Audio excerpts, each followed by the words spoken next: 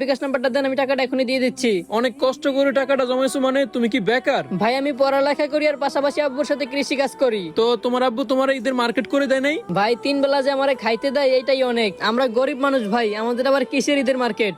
আসলে ভাই ঈদের আনন্দ আমাদের মতো গরিব মানুষদের জন্য না। সেই 2 বছর আগে একটা পাঞ্জাবি কিনে দিছিল আব্বু আমারে, এখনো সেই পাঞ্জাবিটাই আছে আমার। ভাবছিলাম এবার ঈদে একটা নতুন পাঞ্জাবি কিনবো, কিন্তু ভাই সমস্যা নেই, আমি সেই 2 বছর আগের পাঞ্জাবিটা দিয়ে ঈদ করে নিব। আপনি বিকাশ নাম্বার দেন না কেন ভাই? আপনার টাকাটা আমি দিয়ে দেই। আপনার উপকারটা করতে পারলে আমি যে আনন্দটা পাবো সেটা আমি ঈদের জন্য পাবো না। আচ্ছা ঠিক আছে ভাই, একটু ওয়েট করো, আমি তোমার বিকাশ নাম্বার দিতাছি। তার আগে তুমি আমার এইটা বলো যে তোমার ফ্যামিলিতে কে কে আছে? ভাই আমার ফ্যামিলি তেমন বড় না, আমার আব্বু আম্মু আর আমার একটা ছোট বোন আছে। তার মানে তোমাদের ফ্যামিলিতে টোটাল 4 জন মেম্বার আছে, তাই তো? হ্যাঁ ভাই 4 জন। আচ্ছা ঠিক আছে ভাই, একটা কাজ করো তো, তোমার নগদ নাম্বারটা আমার একটু দাও। কেন ভাই নগদ নাম্বার দিয়ে কি করবেন? আপনি আগে আমার বিকাশ নাম্বার দেন। আরে আমি আমার বিকাশ নাম্বার দিয়ে তোমার নগদ নাম্বারে মিস কল দেবো, তখন তুমি পাঠিয়ে দিও। আচ্ছা ঠিক আছে ভাই, একটু ওয়েট করুন, আমি দিতাছি। 1 minute later. এই যে নেন ভাই, এটা হচ্ছে আমার নগদ নাম্বার। আচ্ছা ঠিক আছে ভাই, তুমি গ্রুপেই থাকো, আমার 2টা মিনিট লাগবে, ঠিক আছে? আচ্ছা ঠিক আছে ভাই, আমি আসি, আপনি আসেন।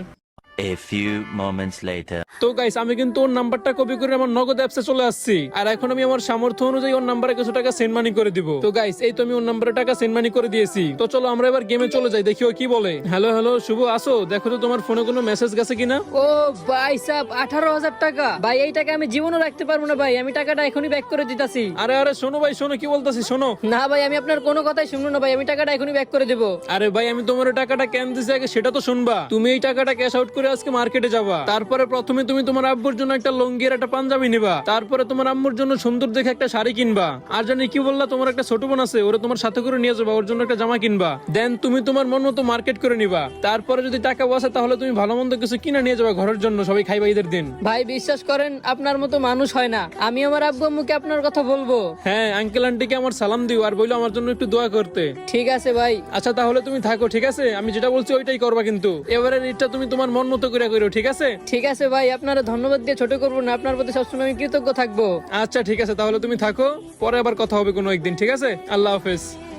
তো গাইস, আমার কিন্তু ফুল প্ল্যান ছিল যে আমি 5 জনকে 5,000 টাকা দেবো, 1,000 টাকা করে। কিন্তু গাইস ওর কথা শুনে আমার এত খারাপ লাগছে, মনে করো যে আমার কাছে যা ছিল আমি সব পাঠিয়ে দিছি। আর গাইস ওই কিন্তু অনেক ভালো মনের মানুষ ছিল, দেখছো তোমরা? এরকম মানুষের উপকার করতে পেরে আমার নিজেরও ভালো লাগতেছে এখন কথা হচ্ছে গাইস, ভিডিওটা তোমাদের কাছে কেমন লাগছে? যদি ভালো লাগে তাহলে অবশ্যই এখনই ভিডিওতে একটা লাইক করে দাও। আর গাইস ভালো কথা, আমি ভিডিওর প্রথমেই বলছিলাম যে ভিডিওতে আমি 3টা মান্থলি গিভওয়ে করব। তো মান্থলি জিততে হলে তোমাদেরকে অবশ্যই এই ভিডিওটা তোমার 10টা বন্ধুর কাছে শেয়ার করতে হবে। যারা যারা এই ভিডিওটা সবচেয়ে বেশি শেয়ার করে ইউআইডি কমেন্ট করবে, তাদের ভিতর থেকে যে কোনো 3 জন হবে 3টা মান্থলি উইনার। আশা করি সবাই বুঝতে পারছো। তো গাইস, তোমরা যারা যারা এখন আমার চ্যানেলটিকে সাবস্ক্রাইব করোনি, তাড়াতাড়ি সাবস্ক্রাইব করে দিয়ে পাশে থাকা বেল আইকনটি অন করে দাও। তোমাদেরকে নিয়ে আমার অনেক বড় হওয়ার স্বপ্ন, সো তোমরা কষ্ট করে আমার একটু ভালোবাসা দিও। যাই হোক, আজকের কথা বাড়াচ্ছি না, সবাই ভালো থাকবেন, নিজের খেয়াল রাখবেন।